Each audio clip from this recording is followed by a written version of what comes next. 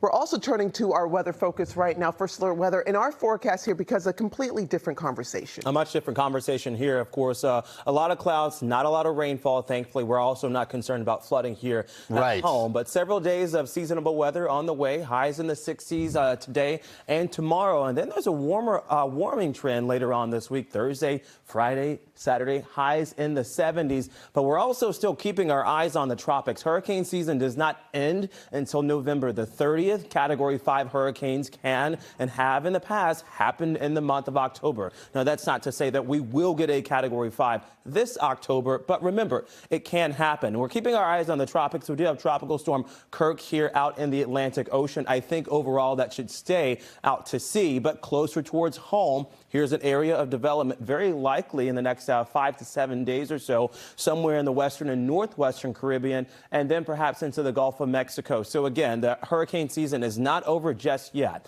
Closer towards home, it's a much different story. Things are much calmer here across our skies and seas, too, with cloudy conditions for much of southern New England. The rainfall from Helene, still remnants, by the way, across the mid-Atlantic coastline and should stay that way throughout much of the work week. That's that area of low pressure that we see finally drift out to sea. A boundary comes through, tries to bring us some rainfall, but high pressure still remains strong through Thursday and Friday with drier skies on the way. And it's not really until Saturday where we see a sweeping cold front come in, and this will then influence our rainfall chances on and off throughout the course of the day on Saturday. But again, satellite and radar nice and dry for now. Over the next couple of hours, you may see a sprinkle or two, especially right around noontime today. I don't think that really stops anyone from going outside because most of these are so minuscule, they're so minute and so small that they really don't bring a lot of rainfall. In fact, you may notice some of that rain trying to evaporate as the drops start to descend down towards the ground or higher up in the sky, and then once they reach the ground, they start to fizzle away. 65 degrees for a high temperature today in Boston. We do have patchy morning fog, and the reason we're stuck in the mid-60s today, and maybe even low 60s, by the way,